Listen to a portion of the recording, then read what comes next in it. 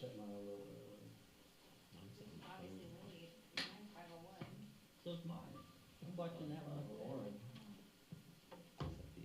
Let's see if we have a Marion clock. Seats of the county board. We will go ahead and get the meeting started. If folks will please join me in standing and sign the pledge of allegiance. I pledge Allegiance to the flag of the United States of America and to the republic for which it stands, one nation under God, indivisible, with liberty and justice for all. Thank you very much and welcome everyone. We remind you that if you have electronic devices that might make noises, try to silence them, and definitely including your phone during the meeting. And if you wish to make a statement, say something, you will need to come to the table up here in the front so the microphone can pick you up. That's just so that those who might be watching online later will be able to hear you.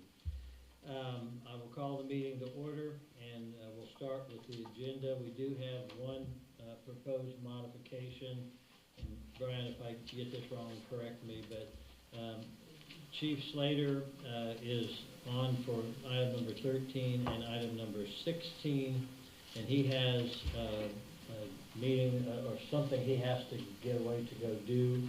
So he had asked if we could move that up so that it follows A, and based on the way we've done it in the past, we'd be making that basically 8A, in between 8 and 9. Anyone have any objection to that modification of the agenda? I'll make a motion, then we make that change. Is there a second? I'll second that. All in favor, aye. Aye. Opposed, nay. Ayes have it unanimously. Thank you. Thank you. Then let's go to the consent agenda. That would include approval of the minutes from February 2, approval of the warrants from that meeting in the amount of $88,218.88, approval of payroll in the amount of $45,192.43. Anyone wish to pull any of those out for discussion?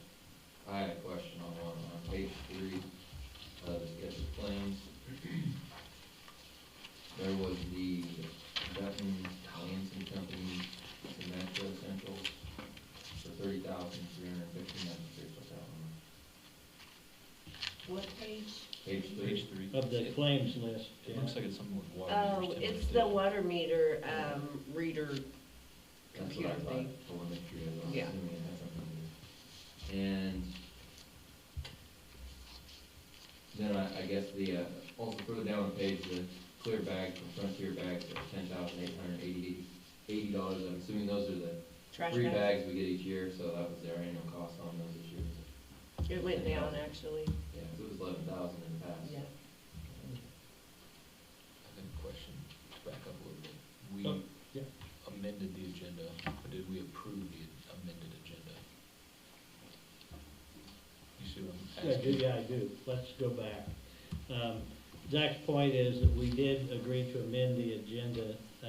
We didn't then approve the amended agenda, so. I move that we approve the amended agenda. Sorry, Tim. You better second that. Second. All in favor, aye? Aye. Opposed, nay. Ayes have it unanimously. Thank you. That's all the questions I have. Good Uh, catch. I won't repeat them. Yeah, we have to start over now. Okay, so with regard to the consent agenda, is there a motion to approve? I will approve the consent agenda. Is there a second? Second. Motion and a second. All in favor, aye? Aye. Opposed, nay. Ayes have it unanimously. That takes us to public forum. If anyone is here to speak about any thing that's on their mind, this would be the opportunity. Yeah, come on up and have a seat, sir. This would include not only items that are on the agenda, but anything that anyone feels like they need to say. Just state your name and then go ahead. Okay, Bud Drews, and live at 313 Walnut Street, Norman I do. And I'd like to just make my statement about the comment of Rottweilers and Pit Bulls probably being allowed, or maybe not being allowed in this town. Norman and I, we walk around the town for exercise. And I've had to fend off dogs. This is what I'm using right now. If you let them dogs in, which are a lot, probably worse than what I've had to fend off, I'm gonna have to come up with something else, or else we're just gonna have to, I guess, quit walking. And so, that's the way I feel about it. Do you mind if I ask you a couple questions? Sure. Obviously, I see you walking. Sure. Are you saying that you have stray, or not stray, but loose dogs come after you? Oh, yeah, I've had to hit one, and we've had, counting that one, 3 others that have came after us. And luckily, at that time, the air horn took care of it that I carry, and pepper spray didn't affect one of them. So, I'm all for, you know, I guess maybe bear spray. I can't get mace, I guess, so. And I don't even know if that would affect some of the dogs. But one of the dogs that did come after us was a part pit bull. And it was way away from home, where it lived and where it came after us. Luckily, there was a couple walking by, and they had their dog, they were walking it, and they seen it, so they went after them. So that left us alone. And at that time, Norma says, I'm done walking. And I asked her, I said, if I carried a club, would you keep walking? She said, yeah. So that's when I took this on, and it's not fun to be out there and have dogs come after you, you know. And I'm not saying I like dogs. We used to have dogs. It's just our curriculum now is nothing that we want to have anymore. But I just wanted to voice my opinion on those. Were you planning to stick around for the discussion on that, or were you gonna take off? Oh, I don't know, when is the discussion on that? Well, I'm just looking to see if I Come can. on, we talk. Could be ways still. Can't With find it. moving, it's 11, Number we're just 11. moving 13 and 16 up ahead of it. Yeah. I mean, I can wait. I won't be late for supper, so. I gotta cook for myself, so. No. I did one time, I walked too, not as much as Bud, but I mean, I had one dog one time come after me, and it's not usually a whole lot bothers me. It was terrifying. I mean, I really thought I was gonna get bit. I didn't, and I have no idea what breed the dog was. But it is, like I said, that's been the only time that I've had an issue with it, but it is very unpleasant. We've had good work with Chief now about the dog situation, because we also had dog problem walking the cemetery, and there was 4 dogs running loose out there. The people were out there, but still they were running loose, and they came in from out in the country, and you just, you know, I was about ready to hit it, because Norma in that time, she was just recovering from having her back problem and stuff, and we were just getting started walking up again, and I didn't want the big dog to jump on her, and I just about hit it, but then the people got control of the dog, and then Chief came down and talked to Norma about it, and we haven't had any problems out there since that. So we do have a good understanding with them. Anytime that we do call in, we do get something, opposed to in the past. Well, I don't wanna go too far into this, because but I personally, I absolutely think, we have a leash law in this city for a reason. And, when I used to run, I think I just had a good route, because I almost never had a dog problem. When I used to bike, both those were before I got to this fine shape I'm in now.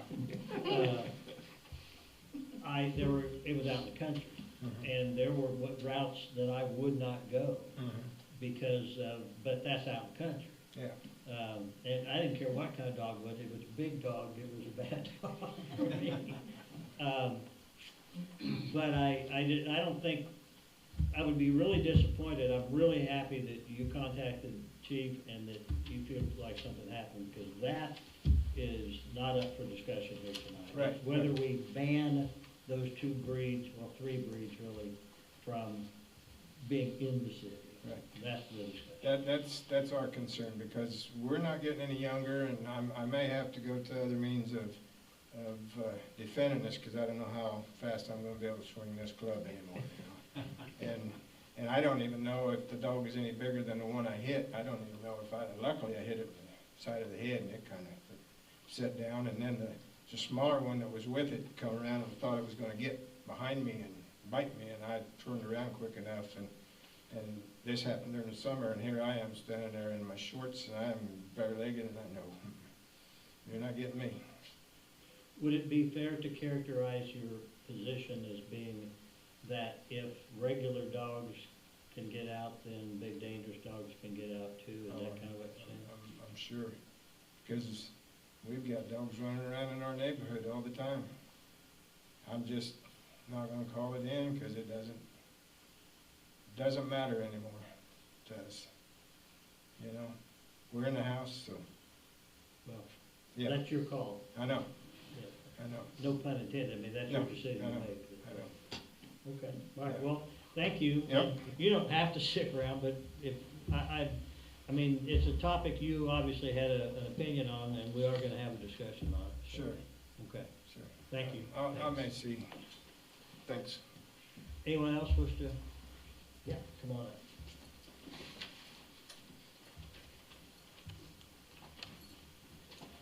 Just state your name, please. Lisa Anderson. I haven't lived here for probably about 10 or 11 years now, but I still own a house here. Mistakenly, I decided to rent it out instead of selling it. Each time a tenant came out, the house was worse. Now, that's nobody's problem but my own. That's not what I'm here to discuss. My house was just recently condemned.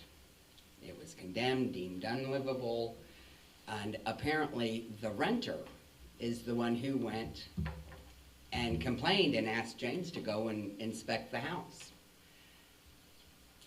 They had been living rent-free no, not rent-free. They had been supposed to be doing home repairs in exchange for living there free. There's apparently, we've got to get somebody come and check the plumbing. And trust me, there's a lot. I just went through it and I thought I was gonna throw up, and not because, they stole my stove. I had this huge glass stove. They tore things up. But that's not here nor there. My thing is, how does if the lawn grew out there, if it got 1/4 of an inch too tall, I was getting notice saying, hey, you need to make sure that this lawn is being cut and everything looks up to par, otherwise this will happen. Okay, I hired somebody to come do that when the tenants weren't doing it. How does my house get condemned when I'm not even told, hey, I just went and I inspected, this is all that's wrong. And trust me, I would have thrown them out and said, yes, there's wires hanging. None of that was like that before. And now all of a sudden there was all of this that, no offense, they probably created because it didn't look like that before. I thought there was a policy that the city went through before such an action happened. I'm baffled over it all. I'm confused. Do you know what property we're talking about, James? Yeah, 820 East Main. Would you be, you get to grab the mic, would you?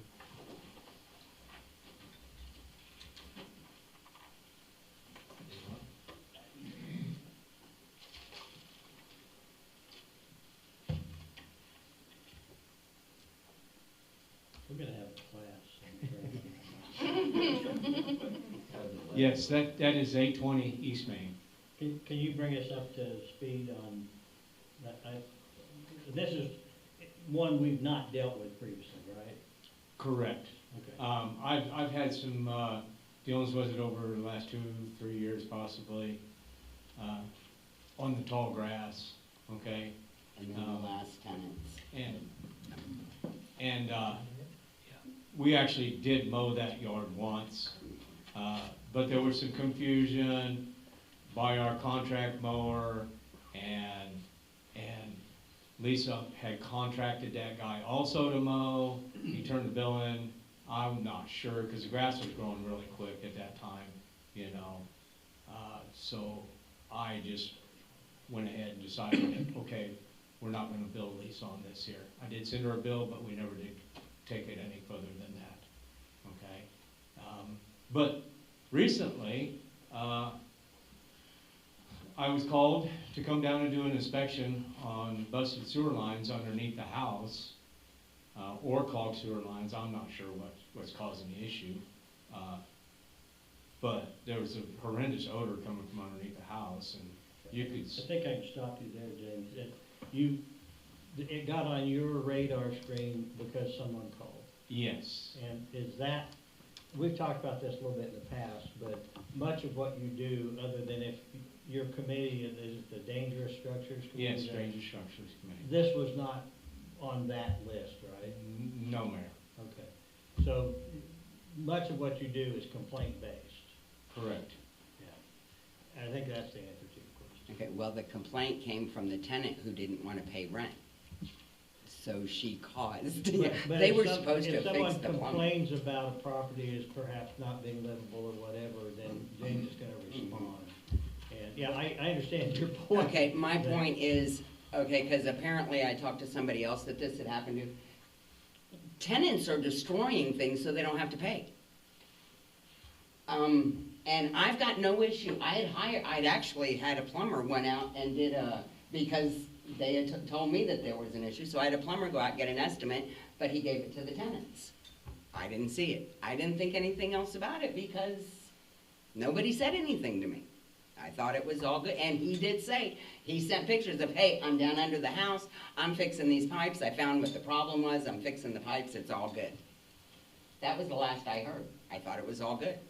And then my house is getting condemned. I can see, and I'm thankful because now they're out and they're not destroying anything else.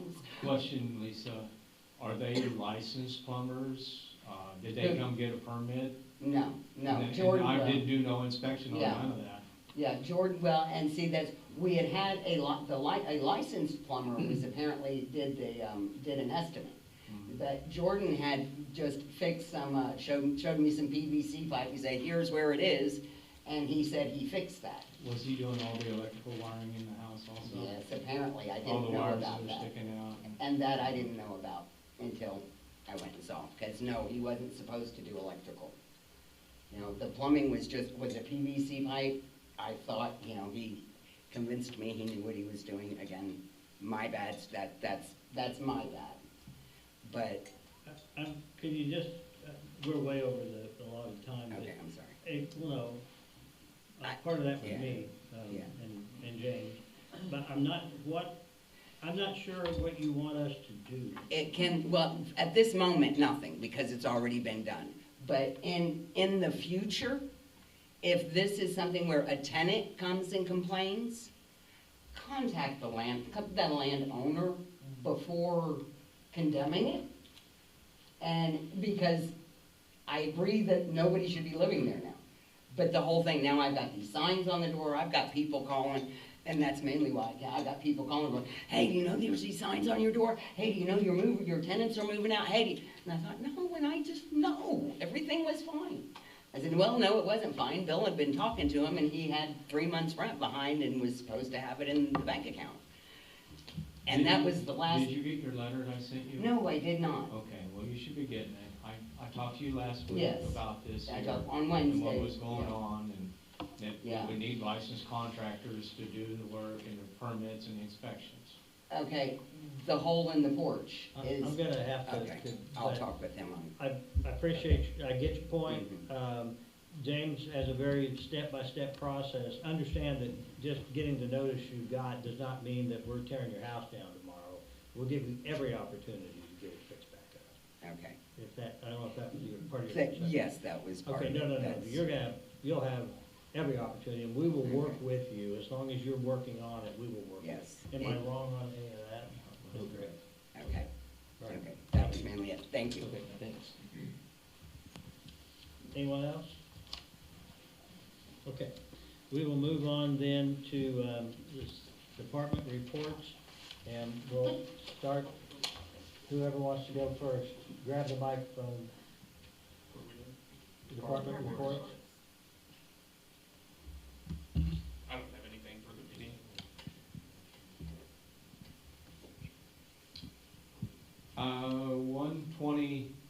West Santa Fe. We should be starting on the demolition of that here in the real. Now, you're just gonna make Lisa have a heart attack. Well, don't worry, Lisa, this in here is a whole totally different type of structure. This is, when there was totally on level. But, Heck Construction contacted me last week, and so we're in the process of getting the trees removed that were gonna be in the way for the contractor.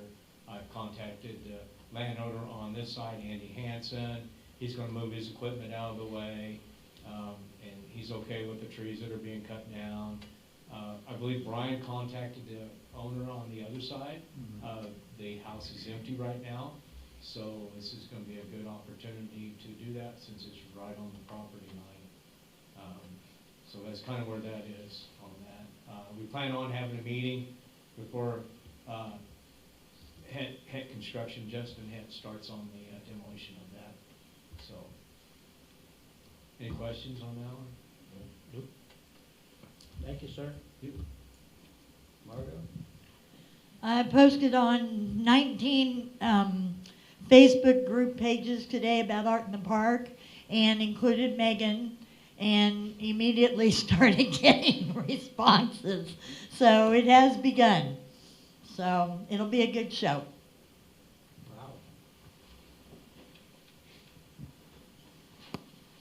Wow. Last week we had the South Central Kansas Tourism Region in town on Wednesday for their monthly meeting.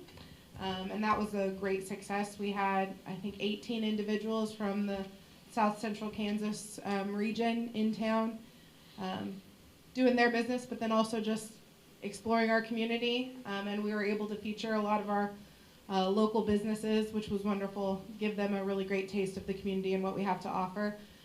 So hopefully we can host some more of that in the future, but also create some great partnerships with some neighboring communities to really help promote our region of Kansas. Last count, I had 14 logo entries. So we've got a good selection of entries to go over.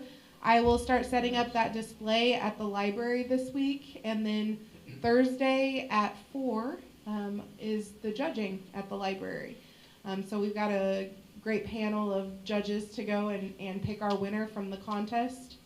And then we can come bring some good news to you guys, hopefully. We also put out the Eco Devo survey, and I've gotten 16 survey responses back already.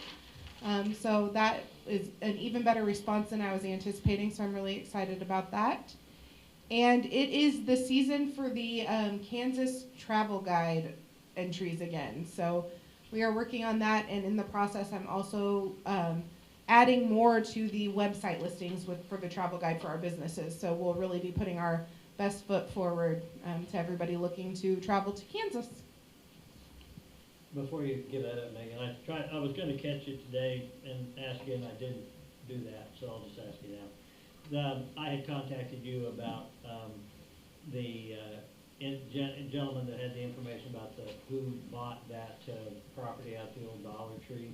Did you talk to him? I did. I emailed him, and he sent me back a name and a number, and I called and I left them a voicemail. But he said that they had already had multiple inquiries the weekend before of people who might be interested in renting or buying. So I'm hoping that that's a really good sign that maybe we can put something that's really beneficial to our community into that building. But I have not heard back from that individual yet, but my plan is to touch base with them again this week. Thank you. Yep. Jason, do you have your entry for the logo contest done? Not yet. Big water problem. No, things have been relatively quiet at the water department. We did see a little spike in production due to the cold weather and a few leaks here and there, but other than that, it's been pretty good. Tim? Pretty much just normal maintenance. I just want to hit on I thought we had pretty good success through the snowstorm a week ago, Saturday, Sunday, and Monday, from pretty much start to finish, and kind of cleaning up the salty trucks now. I do want to hand out to our crews. They did a great job. I appreciate them coming out through the weekend and being available to take care of everything. I'll be honest, I had wondered, if, you know, it was coming down pretty good there on, get my days right, when did it start, Friday? Yeah, and I wondered if maybe you'd hit it, you know, like get this part off and then come back and do it again. I think the decision you made was the right one, because then when you did it, it was, I thought, well done. So, yeah, good job. That's it. Yeah. Except for you. No, except for you. I don't have anything today. Okay, Brian. Okay, James made contact with Ben Moore. There was a question at study session about the historical district and where we're at on that. Ben told him that back in October, the state made a request that they come and take more photos, which they did do, turn those in, but still no decision yet. We don't have a timetable.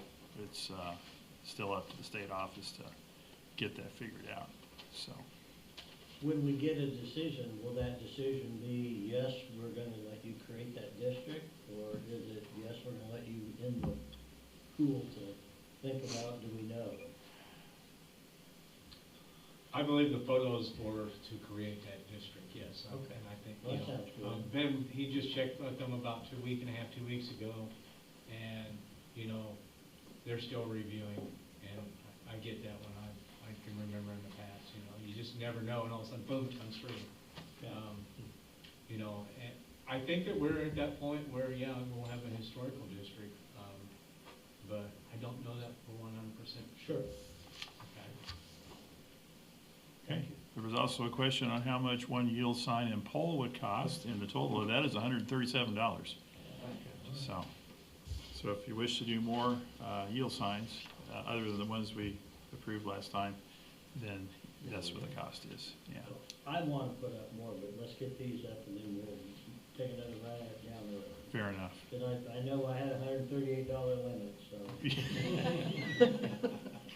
Just made it, Yeah, very good. we got on. Okay, that's all I have for report. We got other things to talk about coming Thank up on the you. agenda. Was there anything, question with Ben Moore about the international existing building codes, like any issues that there would be with that?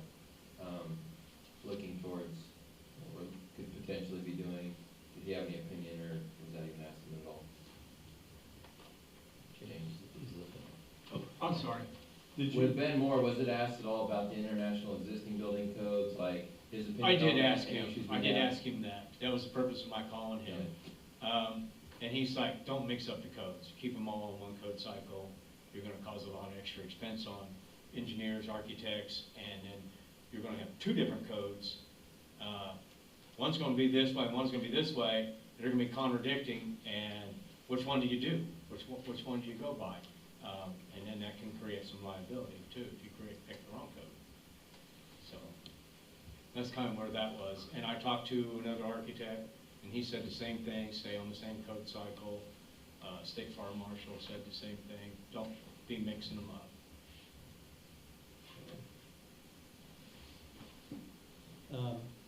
Okay, are we done with reports? Yeah. Then we can go to removing 13 and 16. I guess we'll start with 13. Chief? Council. Oh, yeah, I always, I mean, I don't have. you rarely say anything I don't want to Yeah, hear. well, I don't have anything, so. Amy, you got anything? Oh, You do? Nope. I don't either. Nope. All right, glad we wasted that. Yeah, so we can do that. Then, Chief, you want to come up so we can have you on the mic, or grab the mic, sit back there, whatever you want to do. I'm already up here.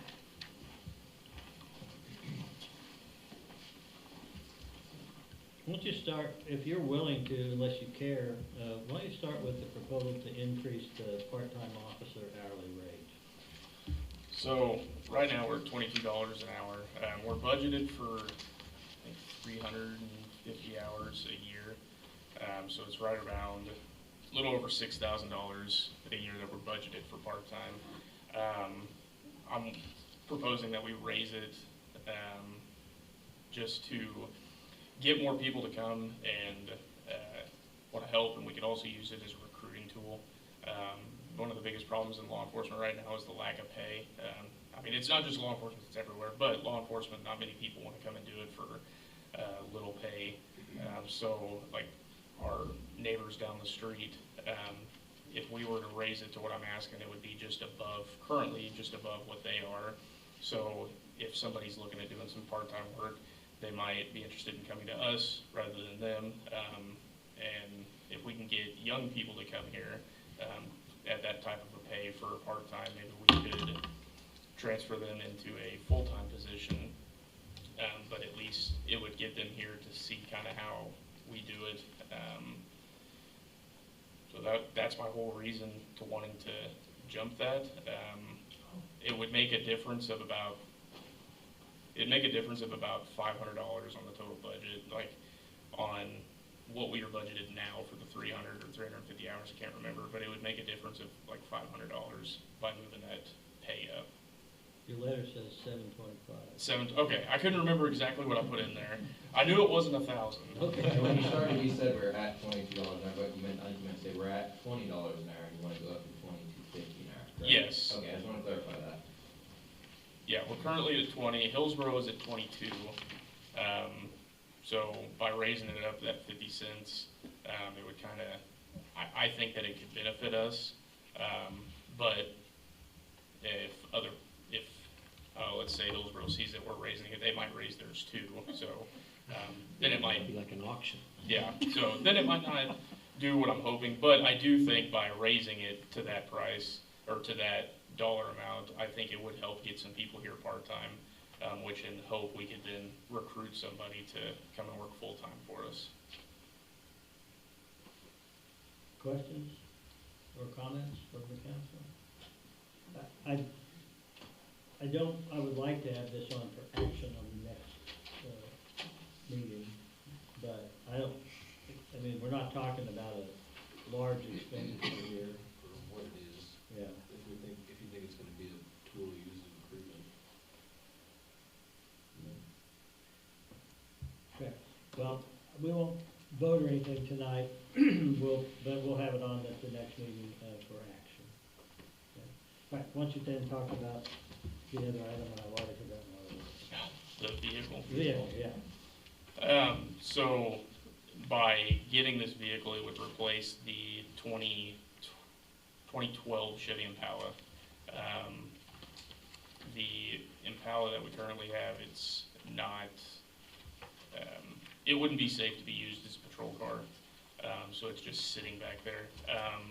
So it would be replacing that. I did find one from JW Autos. That's where we've been currently buying ours. It's a salvage title vehicle, but it's a 2024 with just over 5,000 miles on it. I do think that, I know originally, back months ago when we did the vehicle plan, I do think that buying new is the better option, but in the situation that we're in now, I think that the used option is, in my opinion, the better option. With the price of the vehicle and then the cost of the upfitting, you're looking at anywhere between $10,000 to $15,000 cheaper than a brand new vehicle. Now, like I said before, you won't have all the warranties that a new vehicle has, but the one thing that I think needs to be looked at is having a warranty worth $10,000 to $15,000 for having a peace of mind. Because currently we haven't had any problems with the vehicles that we've gotten through them. Doesn't mean we won't, but I don't think that $10,000 or $15,000 is worth having the extended warranties at this time. But I do think in the future, if we're in if we're in a better position, the police department that is, buying new would be the better option. But right now, I think buying used is, in my opinion, the better option to go. What year did you say that Impala was? 2012. Okay, that's okay. And the Impala, unlike the Tahoe, the Impala was bought out of general fund money. So if we were to replace that car at any time, and the city could either keep it and transfer it to other use or put it up for auction, and then the money that would be brought in for that car. It could go back into the general fund. It wouldn't have to come back to the police department like the Tahoe did. Probably can't be talking about getting much money out of that, I wouldn't think. I wouldn't think so, but I don't know, there might be some people out there that like 2012 or 2012 Impalas with electrical issues. But that's a I guess the electrical part would be the only ones that could probably take that on as an extra vehicle then. What is the Ford that you're looking at? It's a 2024 Ford Explorer. Explorer, okay. What I like about this one is it only has 5,700 miles, so a lot lower mileage, there's less likely to have more issues than something that have another 20, 30,000 miles. Right. More, so. Is that really 5,700? I thought you just didn't add in some zeros. It's 5,700. That's what he told me. It is So it's been 5,700. wrecked then? Yeah, it's a salvage title vehicle. They did provide some sort of warranty on those in the past. Yeah, What is they have a 1-year limited time warranty, so it just covers powertrains, like moving components. It doesn't, so like if your air conditioner goes out, it doesn't cover that. It's mainly motor and transmission. And you're saying then like a brand new one, you're looking at 46,000? For the vehicle alone, you're looking at about 46, and then plus your upfitting cost. So with this one, the upfitting cost plus the vehicle is about what a new vehicle would cost. But that's what the upfitting cost already included into that. What is the cost of that usually for the upfitting, you said? Anywhere between, probably closer to 15 or 16,000. That's the number I was remembering from the one we did before, it was about 15. Well, the one we did before was, altogether it was about 15, but we only paid the upfitting company like 5,000 because the city had already spent $10,000 on equipment, and the car sat there for 5-6 months. So we just gave them the equipment, but some of the equipment they couldn't use because it was very Because cheap. initially, you guys were gonna do it yourselves. I mean, Yeah. that wasn't your decision. No. Yeah. No, it wouldn't be done You very very good. quickly said no. No, it might be a rolling ball of fire if I did it. So this 2024, then that's equipped, or we would still have to do? We would so have to- that's just the vehicle itself? Yeah, Okay. 32 is just the vehicle. Okay, 32 plus 15. okay, gotcha. Essentially. We have this, we budgeted for a vehicle replacement this year. with the- Well, it's because it's the same budget as last year, and we had one budgeted for last year. Okay. And if we were to go ahead and buy a vehicle this year, we wouldn't need to replace a vehicle until 2028 or 2029 for the police department. So long as they hold up. So, yeah, so long as they, knock on wood, hopefully they do. Thoughts? We can auction off the Impala, that's fine, we're not gonna transfer it. You don't wanna drive it? You know, I like adventure, but I also like it to move. Do you have any thoughts, Brian, on the used versus new? I mean, with that low a mileage, if it was 57,000 miles, I'd probably go new. But with 5,700, we've had pretty good luck with this company. So, I mean, it just helps us be able to do other things. And one of the other things we have is our electrical bucket truck on here too. So, you know, anything we can save helps us move something Well, else for forward. instance, like Yeah. the car that we bought last year, it had just under 9,000 miles on it. And it's been doing fine. And it had a little more miles than what this one has. But since we haven't had any problems with these people, that's why I don't see a problem with the used way, unless the lowest he had, like what Brian said, if he had one that had like 20,000 miles being the lowest one, then I think maybe we should look somewhere else. Were they able to look like a period of time so we can decide? So he said he said he's very old school, so he doesn't he just goes off of people's word. So he has this car earmarked for the city of Marion, and he said to let him know whatever the decision is later on. Put it on for next meeting? Will he hang on to it? For that long? I told him, I said the way it usually works is we have a discussion, and then 2 weeks later it would be up for decision on whether to Okay. go or. So he's at least aware that it. Yeah, Okay. yeah, I talked to him last week. Good. Okay, All right, we'll put it on for action then on the next meeting. thank you. Thank you. Yep. No, you're good. Thank you, sir. Next up is the grant closeout. Oh, I jumped right over Main Street property update. James.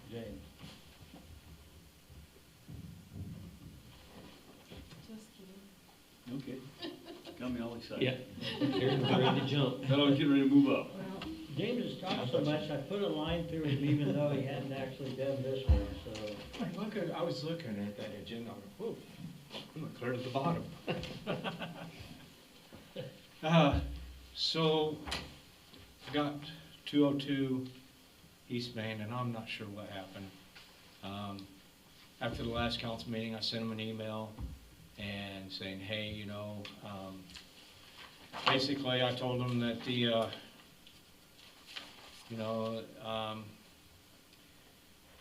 just, I'll just kind of tell you, the city council meeting went well, and I shared the letter and the information you provided. The asbestos removal was good news for the council. The news of the no engineer was not so well received. The council did graciously extend the demolition of 202 East Main until February 2nd of 2026. On February 2nd, they either want a contract for engineering services or a contact information for an engineer that will be working on the project. Or they're asking for one of you to be at the meeting in person to answer questions. And I emailed them last week, right, Brian? As a reminder of tonight's meeting also. So that's why I put the original demolition order back up there in front of you. Yeah. So your update is that we don't have an Got update? no response. We don't have an update. No, No. And I called, and they tried to call, they called back, and then I called them back, and the message I got back from them was they were on another line, and then they would call me back, and then that was it.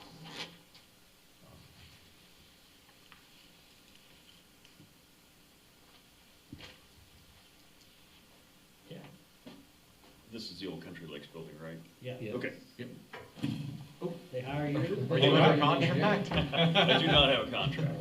They did call me about that back piece and asked for my past history of it. And I told her, I can't remember her name, is it Ashley? Karina? Okay. I simply said, hey, over the last 15 years, I've been in the back end of that, or that, through that whole entire structure, probably 5 times now, looking at things, what my opinion was on what needed to happen or what could happen. I gave her some options, some opinions of what, there were some options to do on that, and said, it's gonna be a cost scenario, what you're gonna wanna do, how you're gonna wanna approach this, and that's where the discussion ended. So I know they had talked to me, but no, I'm not under contract to do anything for that. Did they ask you to let us know that they talked to you or anything, or you? No, I'm just saying that because it came Yeah. up, so I'm just saying, yeah. Because she was trying to figure out if there was a way to salvage that back end. I said, well, there's always a way to salvage it, there's a cost involved with it. So, that's what I know about it. Just wanted to let you know that, yes, they have contacted people, but no, I don't have a contract to move anything forward for that, from an engineering standpoint. I don't want to tear the darn thing down, but it's troubling that we get to this point and it all sounded so good and all of a sudden now we hit, yeah. I did remind her that that lower portion on, especially the alley and east, that northeast corner is highly dangerous to the public because of the condition that limestone is in there. I feel like it's kind of a ticking time bomb at this moment, and how much longer are we gonna hem and haw with these people and wait when this is. Well, what if we put the original order that we have put on hiatus here for a while, what if we put it on for the next agenda for action? Well, what's the next step? Put it out to bid to So- get bids for demolition? I think there's a lot of different options here, okay? All right, one, we could, give them the opportunity to still come in, okay? Two, all right, order them to demo it. Okay, go back to the original order that was signed, that you guys, approved, okay? Get the assessor survey, demo the back third of the building. You could go back to that and order them to demo it instead of asking for an engineer report and stuff, okay? Or we could just start asking for contractors, but I think you probably better give them the opportunity to demo it first.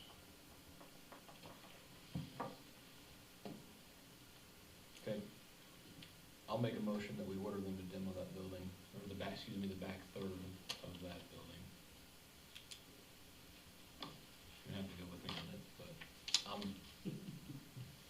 I'm tired of asking for things and we're not even getting answers that we don't want, we're just not getting answers at all, we're getting nothing. Do you want a timeline of when? Yeah, that's what I was gonna look at here. James, do you have a recommendation of what you think would be reasonable? Within 60 days, we'd say 60 days? I would believe that that would be pretty reasonable.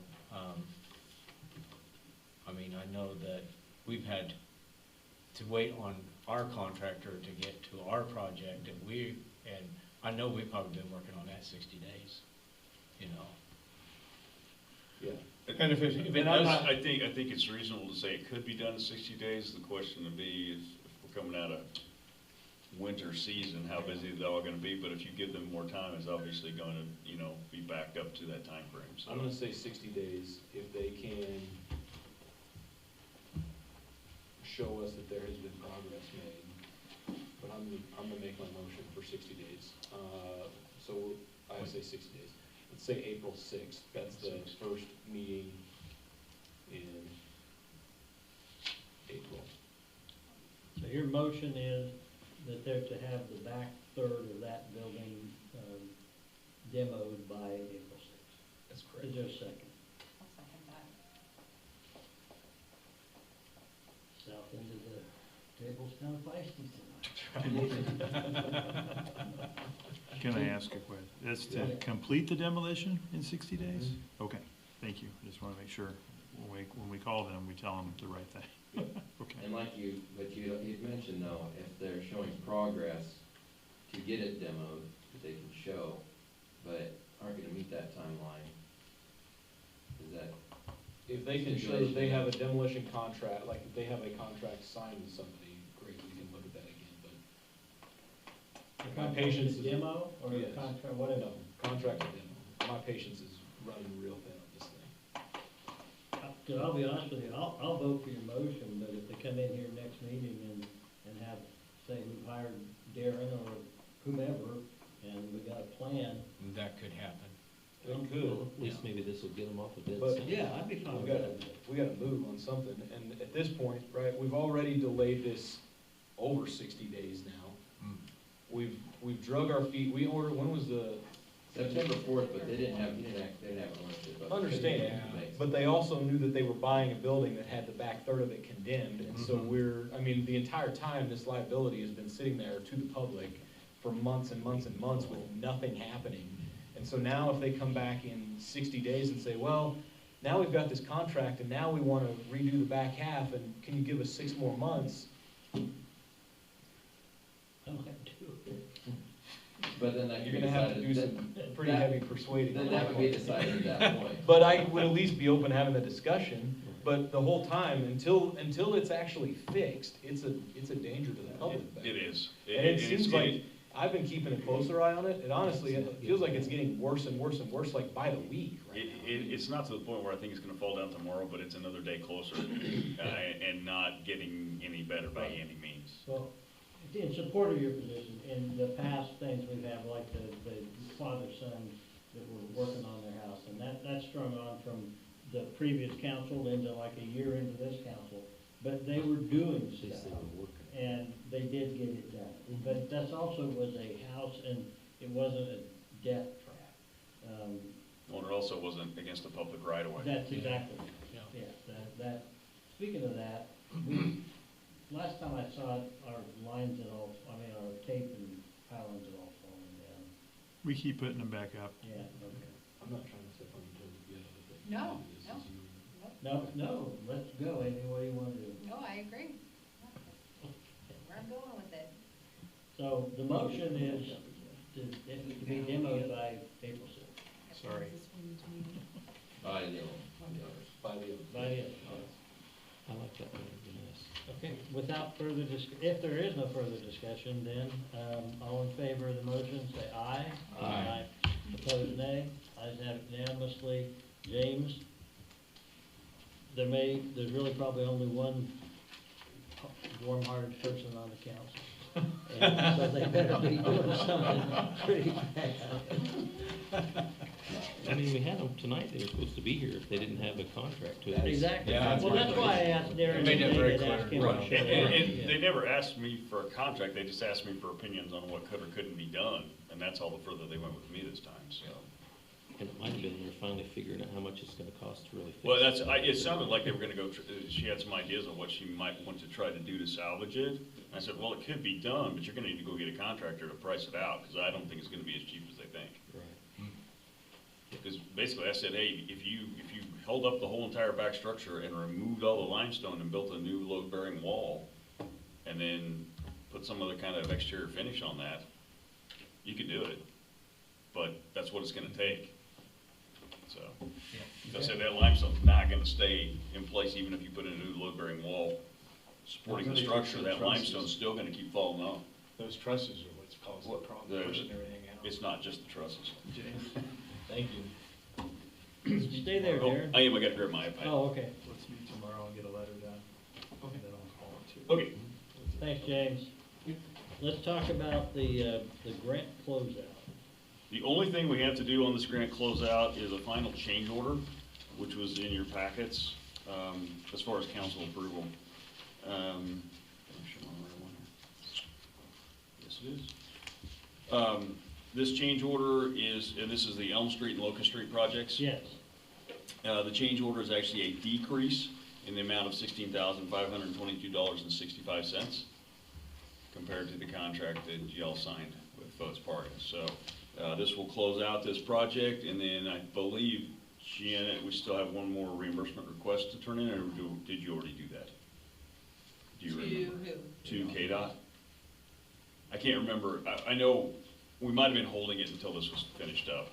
I can't remember if we requested to find a little bit from KDOT or not. If not, we'll get that final request turned in for the final payout. But we were already over the grant amount, so this doesn't necessarily do anything to the grant amount. We had already, the contract was already to a point where we were gonna get the maximum amount. It's not like this is going to reduce the amount that you guys got, so. Okay, so you all have a copy of the change order, then we need to, I thought we had done this, but obviously we haven't, so this is what we're doing now. Yeah, the change order we need to approve, yes. Okay. Is there a motion? I move we approve the change order as stated that we have before us. Yes. Decreasing with change order, the decrease of $16,522.65. Is there a second? I'll second that. Amy seconds. Any discussion? If not, all in favor, aye. Aye. Opposed, nay. Ayes have it. Janet? I will.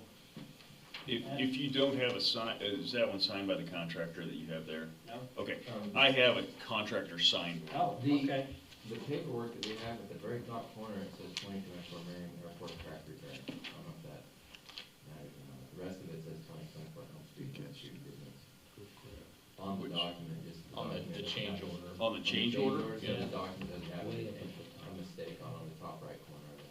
Okay, so the one, oh, up in the title, no, that doesn't matter, the project but actually I have one that's signed by the contractor that doesn't have that. Okay. I flipped over to the one that we'd sent in, and I've got one from Boats Parga where that header is gone. Okay. So I will get a copy of this signed one, Mayor, to Janet, that you can stop in and sign. Just let me know when you get it, Janet. Okay. I was supposed to mail a check to the state? No, you're not sending a check to anybody.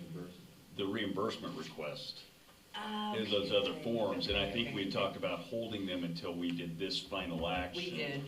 That way, I when got we confused. report to KDOT this time, we can say, hey, we're completely closed out on our side, this is our final reimbursement request. Okay, So I'll come in and meet with you tomorrow on that. all right, sounds good.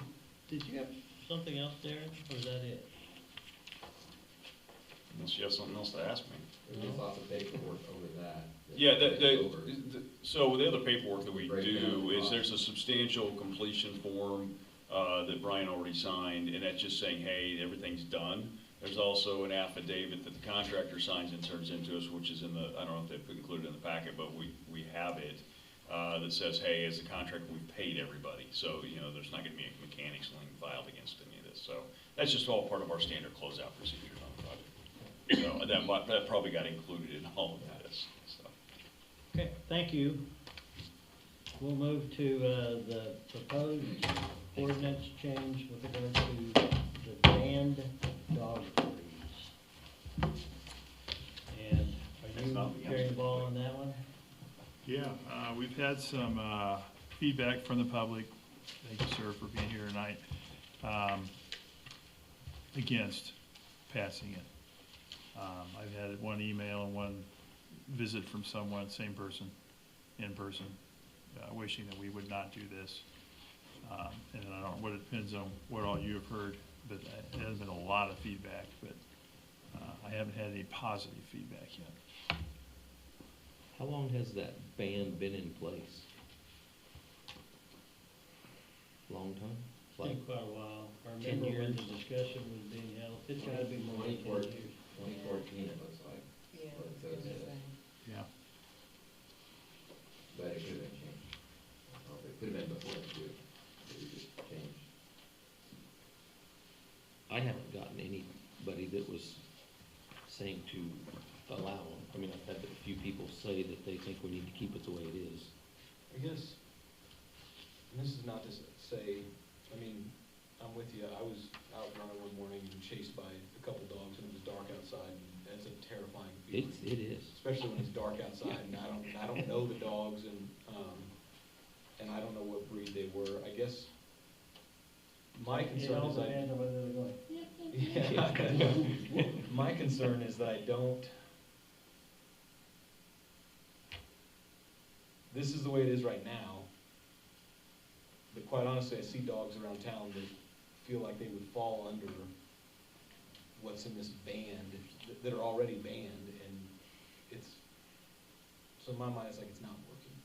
I was gonna say, I don't think, well, unless people are walking around town, I'm sure there's quite a few around town that are in backyards and hidden, and is it gonna stop all the dogs that are just running loose anyways? No. I mean, what is that? We already have that, I mean, with the leash law and stuff, I mean, Yeah. this was basically just down to whether we're gonna allow pit bulls and Rottweilers. I mean, they're already not allowed to let their dogs, or supposed to not let their dogs run loose, Right. which I understand, sometimes people's dogs get out. I mean, Yeah. some of them don't intentionally let them get out, but some people do. So I did a little bit of research and looked up like the National Association of Animal Control, there's like an association for that. And they do not, for the most part, don't support the breed ban. They think it's ineffective. However, the steps that they say you should, that you should have in place to counter for not having the breed ban, we're already doing. There's already in our code as far as establishing dangerous dog, or what am I trying to say, the vicious dogs that exist, and then having a procedure for it, what they have to go through, and having an annual veterinary visit of that, as well as the leash laws, and then just education of pet owners. It's like, I don't know how the city could really I effectively also do don't that know. to Like improve the. I get that, but I don't think that solves, like, let's say his problem where he's out walking. Unless it's been labeled a vicious dog previously, who's to say that, right? I mean, that doesn't solve the fact of if somebody gets attacked by a dog, yeah, it wasn't vicious 5 minutes ago, and now it is, and. I looked at the code today, and there is the dangerous dog, it doesn't have to have bitten anybody.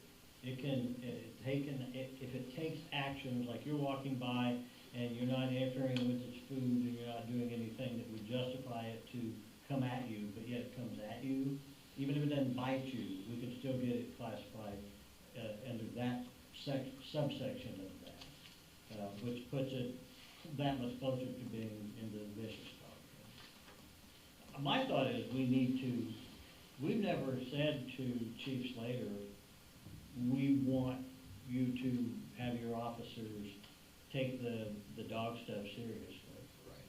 I mean, I lived in many small towns, and the police department, the police was always the animal control officers. They never liked it, but the next alternative is Janet. Well, I think our police officers do a good job, because we get a lot of calls about dogs. Okay. And they take them in, they take them down to animal health. I didn't say they do a bad job, I said we've never told them that. Right, but I'm just saying that they do a good job. So the calls you get, is it from dogs running loose or dogs barking or all the above? Or? All the above. If we don't change it, and I question whether we really made a good enough case to justify changing it. If we don't change it, then we need to not just empower, but stress to the police department that they need to, if they are seeing dogs that they think might be a pit bull, they need to follow up on that. Because the code basically allows us, if we think it's a pit bull, it goes on the owner of the dog to get the DNA test to prove it's not a pit bull. But it has to be 51%, that's all it takes. So if it's 51% something else, then it's not a pit bull. Or a Staffordshire Terrier, which is kind of the same thing.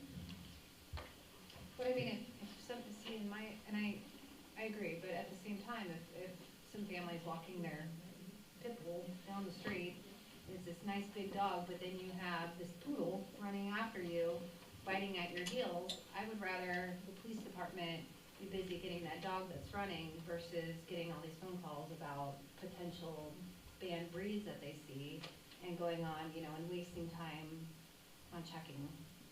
We kind of had this discussion when we first got here today, but the difference is that poodle comes after you and does its darndest to you, you're gonna have some bites on your legs and hands or whatever. If the pit bull does it, you might be dead. And I still think I agree with you, Amy. I don't want that to take over everything that we're doing with the police department for dogs. I think we still have, yeah, I was just looking, I mean, Let's say we leave it exactly the way it is, a poodle could still be labeled as a vicious dog based on, right? I mean, we're not adding anything into it that would change that. Right. No, individual, it won't matter what the breed is if it's labeled vicious, but based on code 2-205. By the way, in highlighting in the future, just for me and my old eyes, don't use blue. Yeah, I apologize. I thought you just well blacked it out. 'Cause I Looks couldn't better on read screen it. than You thought it was redacted, it was part of the Epstein file. Yeah, it looks nicer on the screen than it does in ink. Well, I mean, I looked and like I said, I completely get that there might be some very good pit bulls out there and a lot of it comes down to the owners and training and all that, but I looked and I don't remember what the timeline was, but out of 503 fatal dog attacks in the United States, 397 of them, or 346 of them were committed by a pit bull and 51 by a Rottweiler. So that's 397 out of 503. Out of curiosity, what's third there? German Shepherd. No, I said mixed breed. Oh, mixed breed, yeah. And I don't remember, I think this was over the last 8 or 9 years, and that was just off of the internet, but. Mixed breed's probably half Rottweiler, half. I mean, I guess that's my thing, it's like, I haven't seen anybody speak in favor of it, and to me, I mean, I know a lot of communities don't have the breed banned, but I mean, if we've had that in place since at least 2014, I don't think I could support, I guess, allowing them again, because I haven't heard one person say, yeah, I want you guys to allow pit bulls. Now, maybe somebody else has gotten an email. Like I said, everything that I've gotten was, they'd like to keep it the same, and they do not want to see it. We have a member of the audience that would like to comment. Normally, we don't do this, but it's not like we've got 1,000 people lined up to talk. Does anybody care? No. You'll need to come over here, though. I guess this was a good day for me to come, because, I'm not planning on moving back here. I might, I don't know. I have 10 dogs at this time, only because I live in the country, and people drop them off. What do they usually drop off? Pit bulls. We don't have a Rottie. We have German Shepherds. We've got Blue Heelers. We have 10 dogs. Well, we're at 9 because somebody ran one over last week. But it's not necessarily the breed. It's the owners that we have. This one Cane Corso, he smiles and looks like he's going to bite, but he's smiling. Now, any dogs, I know if mine all go and run up on somebody, because I tell everybody when they come, do not get out of your car till me or my husband is there. We can call them off, get them in the house. They stay on our property. We have 10 acres, they run. In the town, I don't see that it's the breed, but because I think what our mutt, who was, you know, she's a little mutt, she's a lot meaner than our big old bully pit that's a big old baby. She didn't want to kill anybody. She tore up one of the other dogs pretty darn bad. You know, and it's, I'm just saying that I don't see naming out certain breeds as to be wrong. And you said you didn't get anybody speaking in favor of pits. I don't know Rotties because I haven't had them. I've had pits, and they are the biggest babies. They're more lovable. They're scary if you don't know them. But I had one pit that he went around and visited the neighborhood where we live, and if he didn't show up, they were all like, well, where's Sway? Why didn't he come by? Well, he stayed in, wasn't feeling good. But he would go, and if you didn't know him, he looked scary, big old boom, boom, boom. And those that knew him, they loved him coming. Could I ask a question? Mm-hmm. I have a 4-year-old, 7-year-old, 10-year-old, 9-year-old. So it doesn't, I have 5 kids. That's the ages, unfortunately. If they were on your property or coming across your property on a bike, screaming, hollering, playing, and came through your property, do you feel comfortable that they would be perfectly fine of all those ages with the dogs that you would currently have if they were loose? With my 2 pit bulls, yes, because I have a daughter with Down syndrome. She would go up to him and pull his eyebrows, his whole eyelids up. She'd stick her finger in there, and it's like, no, baby, we don't do that. It's like, but look, she'd climb on his head and sit there. She could do it's like they know kids. Now, my other dogs, oh no, not a chance. It's like when my grandkids come, and I agree, the dogs should be put up. When my grandkids come, I put them all away. And I let the pit bull stay out because he's the most lovable. Thank you. You know, I hear what she's saying, No, but I don't want you two to start duking it out. No, I hear what she's saying, but I understand what you're his saying. question at was least Bud left us strangers alone. coming through, Mhm. not a family member. Mhm. There's a big Kids. difference Yeah. between strangers and a family member. Oh, Some kids dogs, is- kids can tear them up, but you let one person put a hand on them and boy, they're gonna bite you, turn around. That's It all depends on if you're a family member or not. That's correct. My husband warns anybody when I they mean- come in, don't even play like they're gonna touch me. Said, don't even, if you're talking, because she uses her hands to talk, don't do that because, It's just Yeah. like I mentioned earlier, when I didn't carry the club and that part pit bull was 2 foot away from me, I didn't know what I was gonna do. I just knew I had to protect my wife. and I get And that. I may have, you know, luckily, the people that walked by with another dog, they went with them. And we were walking backwards, watching the dogs and making sure they weren't following us. I get it. But I was anyway, just stating that was just- a note on pits because. In answer to your question, it's a difference between it's a family member doing it to the dog, or if there's 5 kids riding through hooping and hollering and stuff. So, I wanted to point out the comment, because I agree with this comment, you know, who raises the dog and how they treat him. I agree with that. But we have no control over who owns this kind of dog or that kind of dog. If we do nothing, which I'm okay with, we still need to do this. We need to tell our officers that if they see a dog they suspect to be one of those breeds, they have to investigate. Because if we don't, we've got an ordinance saying pit bulls are banned, Staffordshire Terriers are banned, and Rottweilers are banned.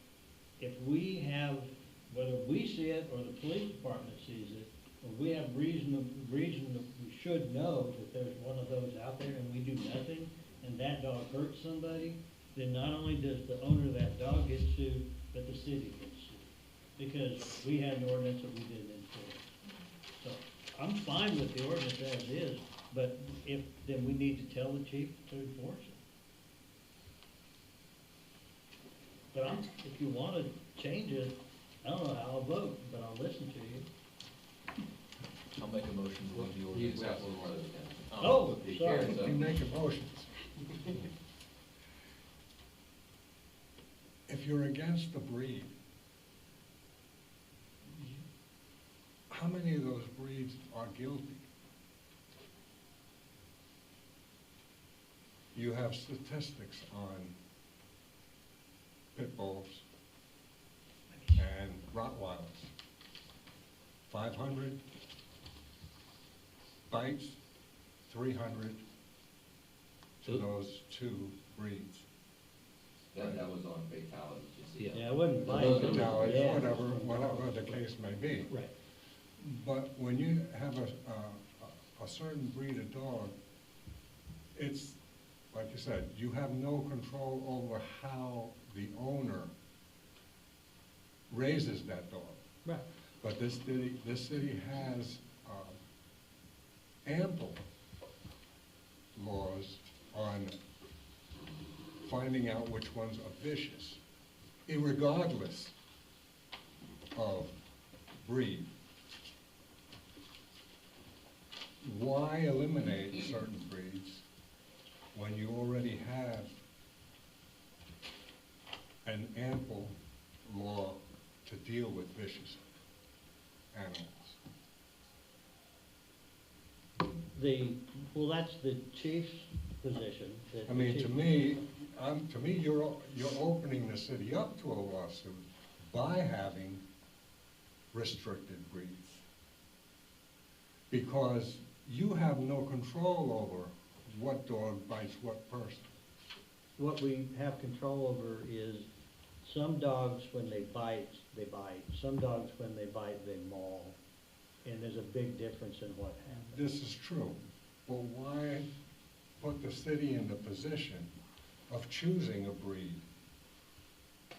Keep in mind, we're not, that's already been done. That is the rule. Well, this is what, I've been against that rule since 2014, because you're putting the city in a position of being sued, because you know, but not only that you don't know, but you're stating that these breeds are vicious. No, it's All stating breeds that are those vicious. breeds are banned. It's just a matter of how they're raised. But now you set the city up by saying, well, I can't control who bites who, but it was a Rottweiler, and the city knew that Rottweilers were vicious, and you allowed it in the city. Why set yourself up for that? If you're asking me, I would say because the decisions wasn't made by us, but. It was made by someone else, but, For you know, for yeah. the safety of people in the community. That would be the reason for it, is that one kind of dog can be mean as hell and bite you, another dog mean as hell and kill you. That's the difference. I know, but just the old bigotry of it, of saying that all pit bulls are, and then you're faced with the job of making sure it's that way, which is expensive. Again, hitting the taxpayers with more money. You have ample rules and regulations on dealing with vicious dogs.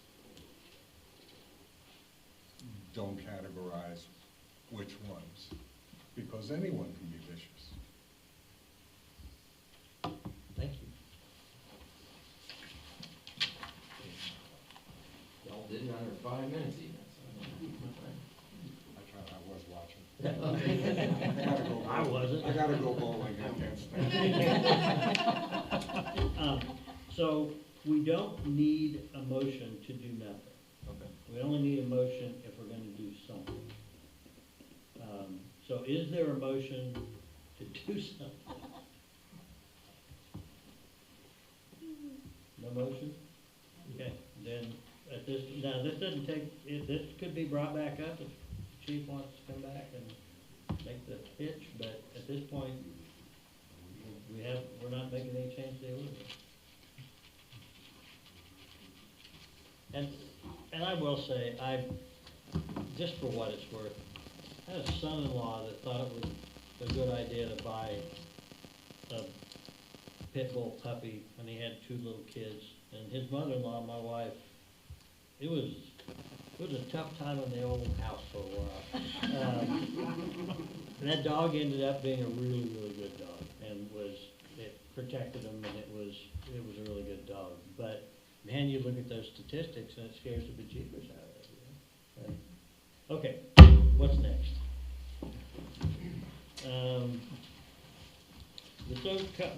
Back again, the James Masters Show. The City Building Code Committee formation.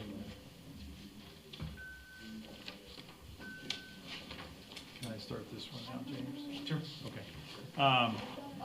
One of the handouts I gave you tonight is, we were at the study session and asked to go ahead and move forward to try to flesh out where we might go with city code.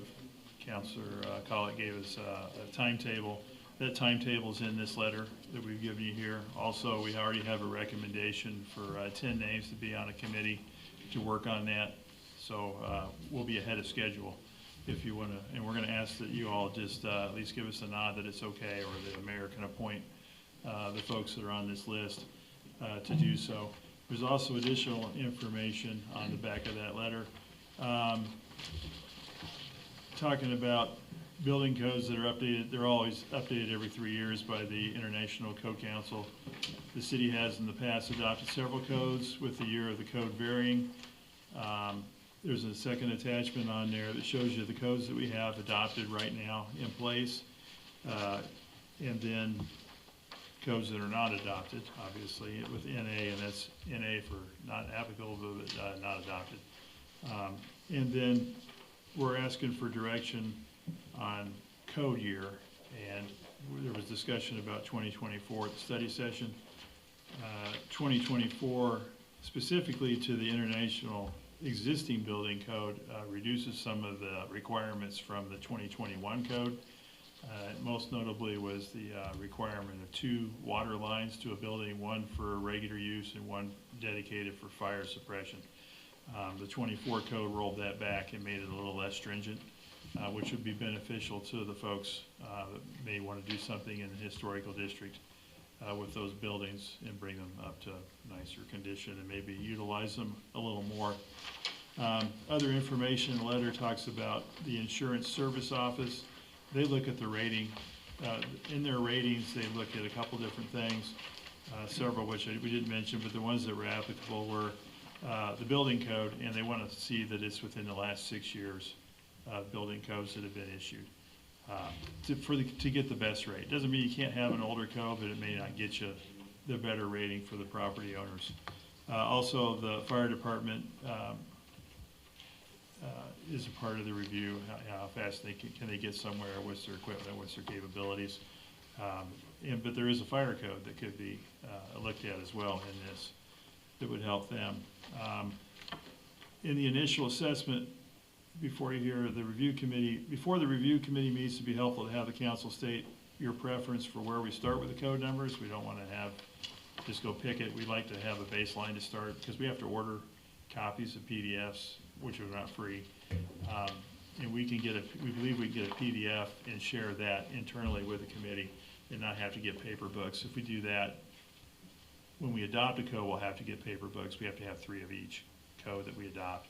That starts adding up. So in order to keep things low cost, we'd like to just pick a year for us to start looking at. We'll order that year in the PDF. We'll share that around inside the committee and, base our analysis on that.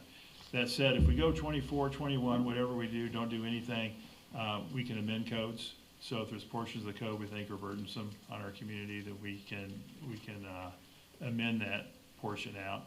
I think energy code is one, James, you were talking about? Yeah.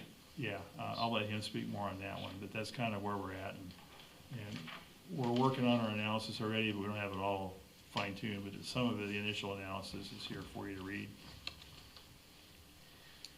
So, with code adoption, there comes a pretty good expense with that, that the city has to carry. Just one set of books is $1,200. We have to keep 3 sets on hand, so you're triple that there. Each ordinance that adopts a code book has to be published also in the newspaper, so you have that expense also. So, we have a building owner that has done the research on the 2024 and that it's going to save him finances, versus the 2021 in order to do his remodel with the IEBC, the International Existing Building Code. I did some research. I contacted Ben Moore, Dave Argo, both architects, State Fire Marshal, because it was thought that we could intermix the code books. It was like, okay, well, we can have an older code book for this here and a newer code book for this here. But it doesn't really work out that well, especially if you have design professionals designing a project and they're having to jump from one code to this code to that. It causes more expenses for them. Then you run into, well, this code book this year says this thing, and this code book this year, because they intertwine, they're all intermixed, they work together. They say 2 different things, and it's like, which one do we go by? So you have some conflicts in there, which could create some liability too if you choose something and something happens. So I did some more research on the 2024 also, okay? And I did this here today, like maybe to dig in it a little deeper, but I kind of wanted to know, okay, so what would the cost difference be between the 2021 and building to the 2024 code book without the energy code? And I made that specific in my search. And what I came up with is it would be neutral to a potential savings of $2,200 per home. Okay, and that's on residential. That'd be a new build on a home? Yes, a new build versus a 2021 code versus a 2024 without the energy code involved. And,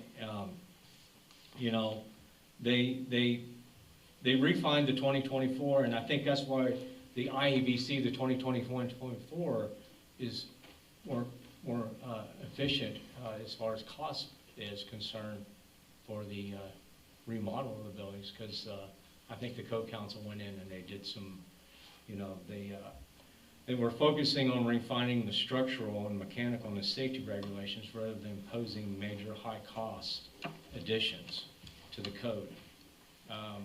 They reduced the vapor barrier to 6 from, it used to always be 6 mil, and they went to 10 mil in 2021, and now they've dropped it back to 6 mil. I was like, hey, the 6 mil is working, let's go back to that, because 10 mil costs more,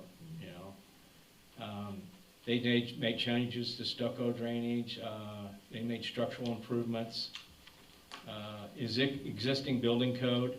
They made, for renovations, you know, they took a good look at that. There's EV-ready provisions in the building code that we can amend out of also.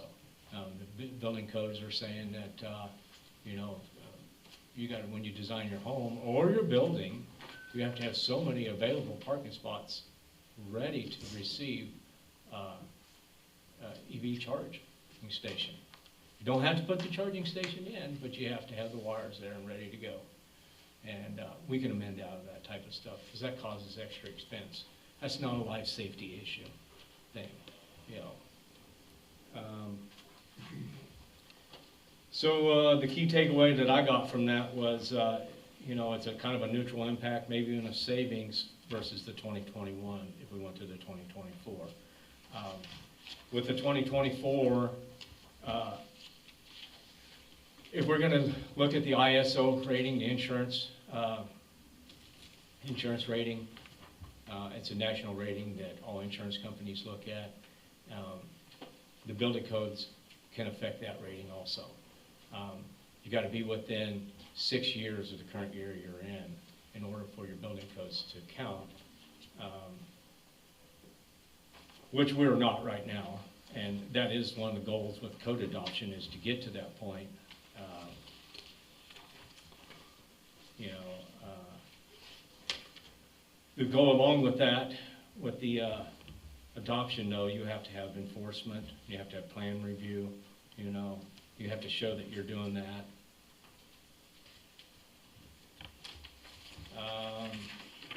You have to have your documents, your editions of your codes that you adopted, the level of training that, like I go get training and stuff.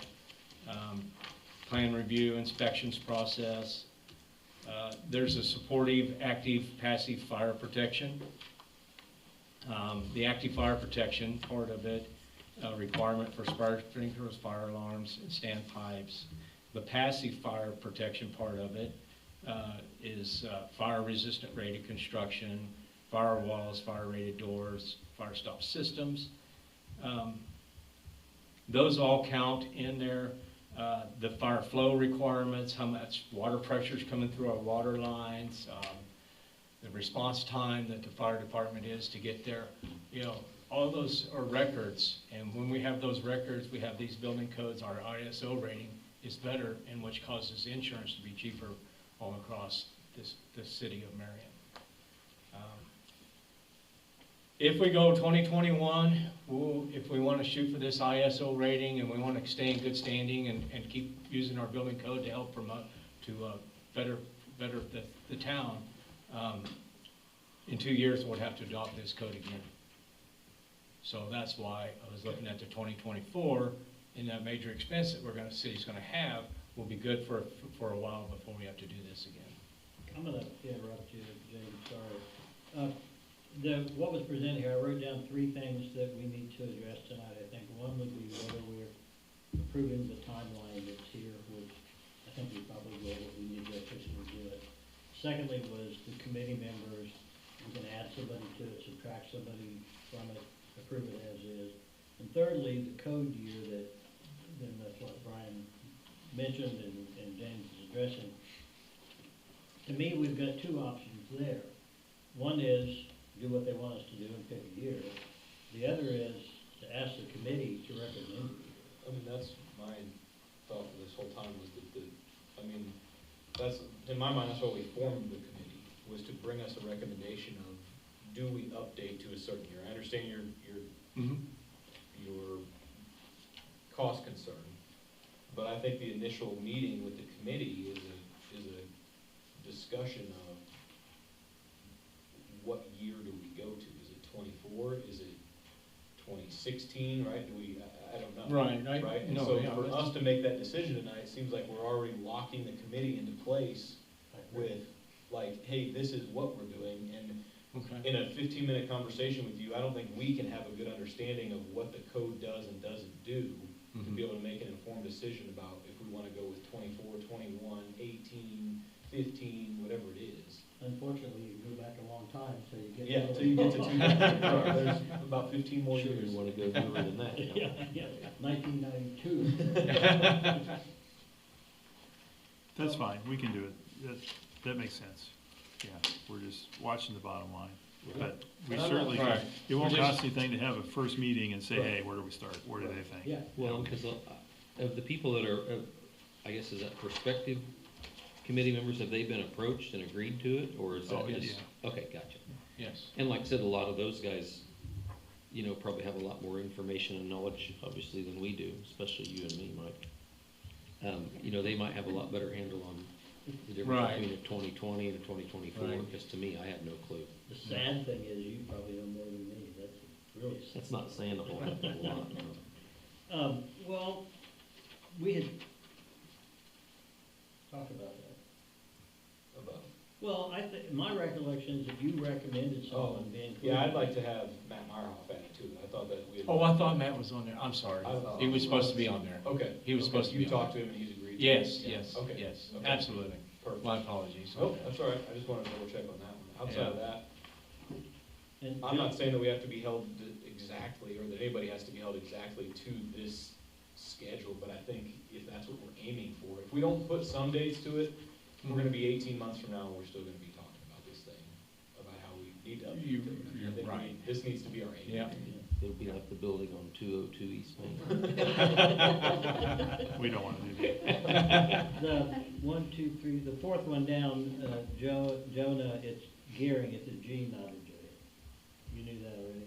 I did, I don't know, I didn't type that. No. We'll gladly make the correction. Okay, so I'll move that we approve the timeline as proposed. Is there a second? I'll second that. Discussion? All in favor, aye? Aye. Opposed, nay? Ayes have it unanimously. Somebody wanna make I a motion? move that we approve the committee members with the addition that Markoff was not on the list. Second. Discussion? Is there could be, if we wanted, one other council member on there. Does anybody up here, other than me, have a desire to be on this committee? With the exception of you two. So it's been Tim and Amy. Tim or Amy, do you?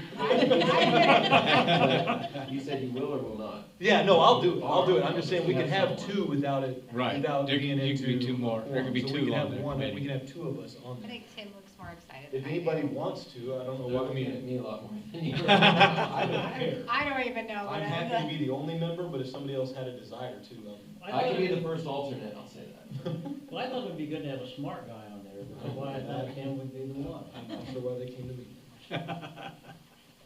But we know that Amy and Kevin are gonna be involved in the dangerous structures one. Tim's gonna help with the refuse one, which I don't think will take a whole lot of time, but we're just trying to make sure we didn't overburden anybody. Yeah, but if you would like, we'd be more than happy to have an. I'm fine being the only one, I just want to Okay. open it up and see if Sure. anybody else wants to. I'm open to being on it, but I don't have to, so that isn't on. What do I get? It'd be good to have you on there. Bonus? No, it's good. Yeah, you get 15%. Yes, I'll be Yes. on it. Okay. Then I will continue my motion. Did someone second? You seconded, so I will amend my motion to include myself, but then do I have to abstain from voting? All right, you brought this Let your up. conscience be your guide. Well, I'll amend my motion to include me. So yes, Okay. on that committee as well. All right, I think you seconded that. Yes, I'll second it again. There'll be 12 members. So that'll be one less than the Last Supper. What? I didn't laugh. I will get everybody's emails tomorrow and send out a group email to everybody. I We need to know vote that first. schedule, I don't know that we'll be able to get everybody at every meeting. We gotta vote on it. We'll vote on it. Oh, okay. So, you've heard the motion and the second. Any discussion? All in favor, aye. Aye. Opposed, nay. Ayes have it unanimously. I abstain from voting by that. just so you know. Okay, one abstention, thank you. I did not catch that. And You're right. I think by consensus, we would ask the committee to bring us their recommendation on code. Or range, however they want. That's fine. Options. Yeah, options, exactly. See, we can do some hard things. Thank you, James. Thank you. And Brian. Sure. And then speaking of Brian, I don't see Stephen here. I see Tim. Is Tim gonna speak to the? He's gonna stand in for Stephen, yes. He has an illness, was not into work today. He didn't look like he knew he was gonna stand in. I'll answer what I can. We said it was possible today, so he's here, just in case. The motion, or the disposal of the large bucket truck is slightly different based on some knowledge I got today than I thought I was gonna come and give you. But we are gonna still like to talk about replacement of old bucket trucks, because we have equipment that is older than the vendor will do to work on to fix it if there's a breakdown in specialty parts by Altech. In there, you've got Stephen's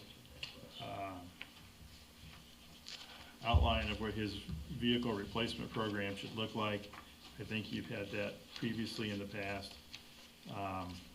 We'd like to try to move forward. We will dispose of that vehicle, but we need to hold on to it until we get the new one.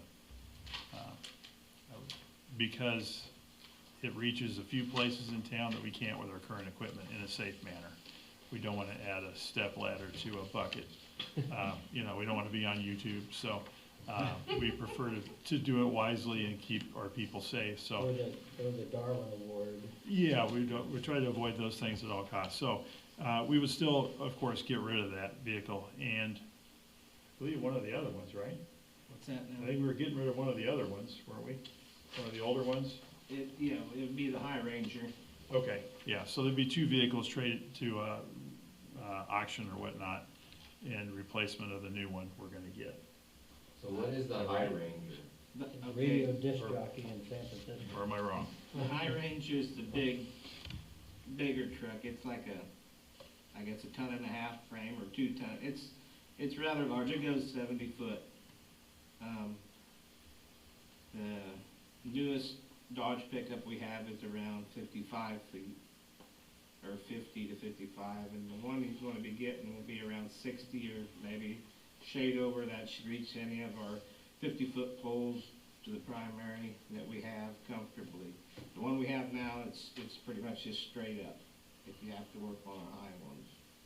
Now, I don't know what his intent is with the older 08 bucket truck. I'm not for sure on that, how quick that will get. If he's just going down to 2, I'd have to check with him to make sure his plan on that 08 regular 1 or 1.5 ton, the 550. Tim, there's an 07 It's showing on an here. 07, but yeah. What's that? Well, there's no 08 on here, but there's an 07. There's an 07 Ford 550, I think that's what you're referring to. The paperwork is showing an 07. Might sound right. Because the High Ranger's a 2000, I believe. 1999. Or 99, okay. Well, it's right in there. Maybe it is titled 07, but I thought it was an 08. The Altech might have been installed a year later. Yeah, because it's got the 08 style, that's what I'm going for. But I'll have to get his intent from him on that. I don't know what his plan is.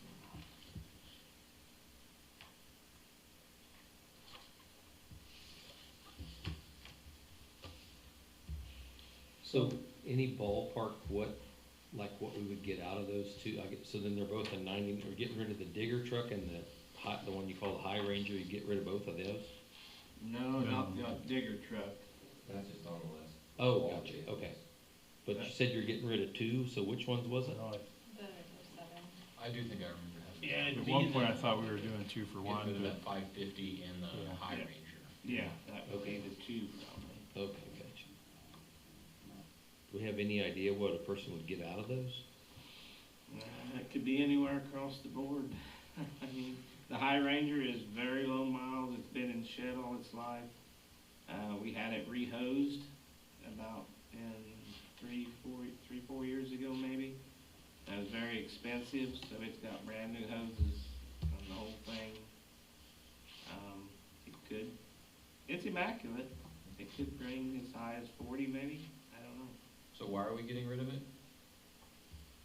Because Alltech doesn't, just because the Alltech won't work on it, so it Right, won't. but if we don't have any issues with, I mean, are there issues with it? We don't know. I mean, It doesn't fit, in it, because the wider, well, it does take a lot of room to work. Yeah. It's not the most versatile. Yeah, right. I mean, so it does limit where we can take it and use it. I mean, we can keep it, but then there's probably more value in it at this point than there will be in our 10 years down the line. And I'm not for sure if they even inspect them out. I don't know if they'll inspect them after 25 years either. I'm not for sure. I'd have to get with him on that.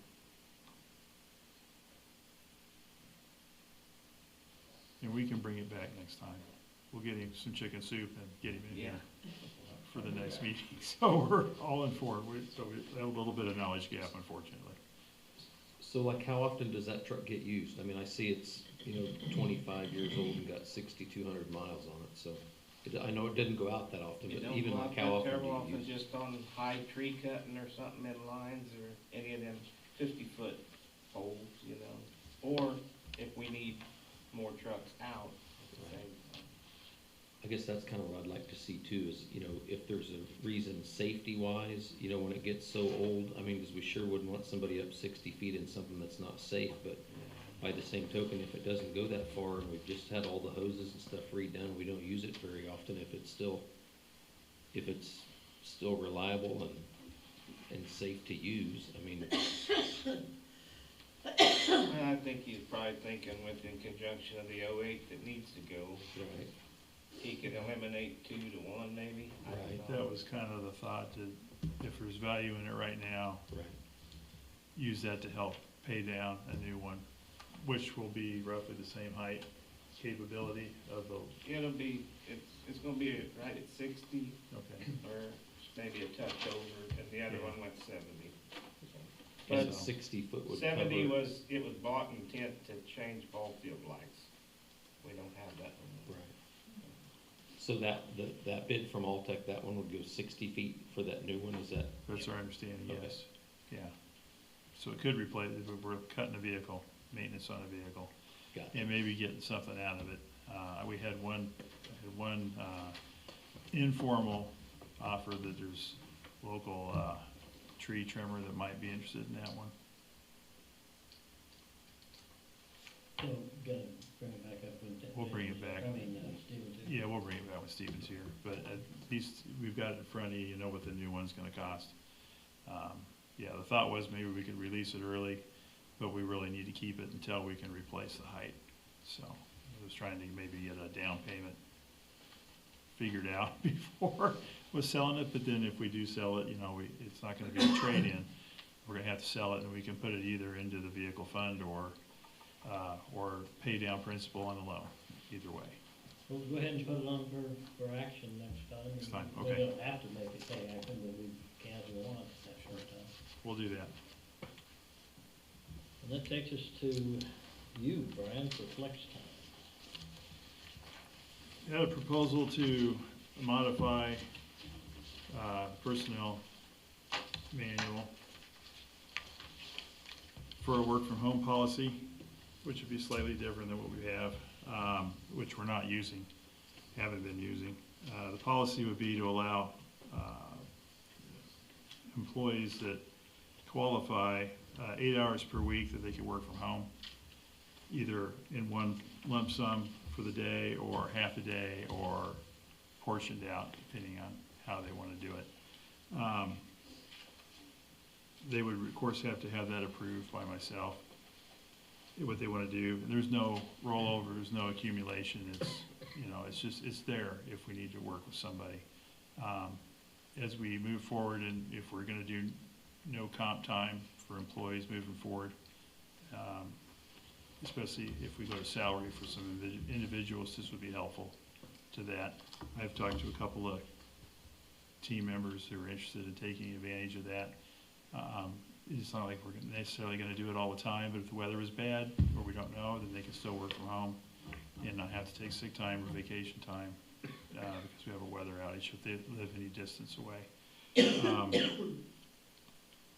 It may be helpful around budget season when they need to be out of the office for a little while to work on that and not be in bar and butter with the calls and the daily to-do list. I see how that works myself. An open door brings you more visitors than a closed door does. So, not that I mind having an open door. But anyway, it's just an option that might be effective for our team. Brian, when you and I have discussed it, we've talked about, in my head, I don't know if we've talked about it, maybe I was talking about it, work that could be done on computer. Yes. Where, and I don't know if we were thinking of, literally being able to monitor that this person's really working or whatever. But what you're talking about here more is a certain amount of trust that this person is gonna work from home today and they're working on a project, so one would expect tomorrow there's a lot of work done on the project. Yeah, and we've got Microsoft Teams on our computers. Lloyd has seen that we're having that feature, and you can tell when someone's on their computer. When you log into your computer, it activates. If you're if you're away for a little while, it kind of changes the symbol. If you're not on at all, it changes the symbol completely. Now, also works with your calendar. If you're in a meeting, it'll give you a red dot that says, hey, we're there in the meeting at the time. Where I'm trying to get the team worked on doing our internal communications that way. A little faster, cut down on our email load as well.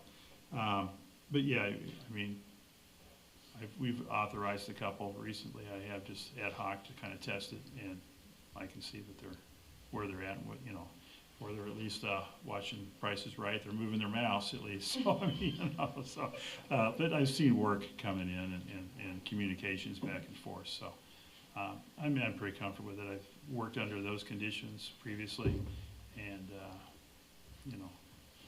people got their work done. If we don't see the work getting done, then we won't allow it, obviously. But if there's circumstances that warrant the need for it, then okay, we'll want to be able to work with somebody. It's just a feature that could help us recruiting down the line as well. Is there certain people you have in mind for that, or is it just kind of open to your discretion who? Well, probably those in leadership roles that would need to. Obviously, you can't drive a street sweeper from home. I mean, and that's already. Probably can if you got a new enough one. Well, it could be if you had the joystick. Yeah. You could do it, but obviously some things you just can't do that way. But if it's budget season, we're working on that, or we've got a special code project we're working on, and you just need to be sequestered to get it done. If you can't close your office door or whatnot, that's fine. A lot of us are living in a fishbowl, and so it's not always that easy to do. Again, it's not something I expect to see a lot of use on, but I think it's a nice flexibility to give people if we can do it. This on for discussion or action? Discussion. Other questions or comments? I think it'd be helpful, just another strategy to use your time effectively. So long as that, for your management, work's getting done and it's being accountable for. Oh, absolutely. Which Absolutely, yeah. is what it says you're expecting, so. Yeah.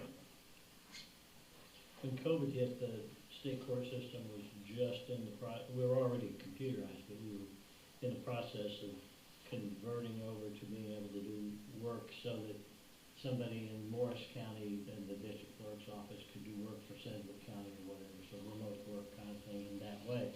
So and our district happened to be, it was our district and the Manhattan district were the two that were the first in the state to do it. So we were really well positioned to go to remote work during COVID. And what we found is good employees worked a lot, and the ones that weren't very good didn't work. I mean, it didn't change very much at all, really. Anyone object to Brian bringing this back for potential action? Anything you want amended in there? Okay. No, I think it looks good. Okay. Do we have, let's say Tim's department would be one that would be, probably use it the least in terms of staff, because they're driving the truck or doing whatever. But if he's preparing his budget, that's something that could be done, he could do it. Are you envisioning him using his own home computer, if he's using a computer, or are we gonna send him a We'd have to laptop? use, I shouldn't have said Tim, any given employee, whoever. Right. They have to have a laptop computer, it has to meet all the security requirements that we have now for desktops. Yeah, I mean, several people, we've replaced some desktops with laptops here recently.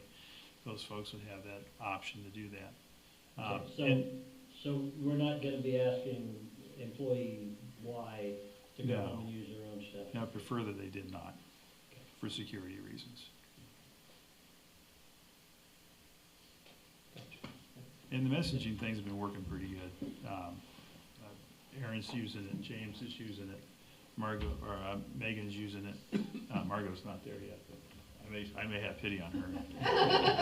So, anyway, we're using that to communicate and generally get pretty quick response on it, so. Unless anyone has any other questions for Brian, we'll move on. Okay. And next up is a motion to adjourn. You gotta announce our upcoming dates, just so people know. Where are they? Sure. They're on the bottom of the agenda, Right below it. right where you told me to put them. We've got a city council study session February 23 at 5, and the next regular city council meeting is February 17 at 5. The 23rd study session we'd like to have down here because there's PowerPoint presentations, especially from Jason. Pack a lunch, I think is what he said, right? For pack your dinner. And we'd like to be able to use those screens so you can see the photos and stuff he has for the water department.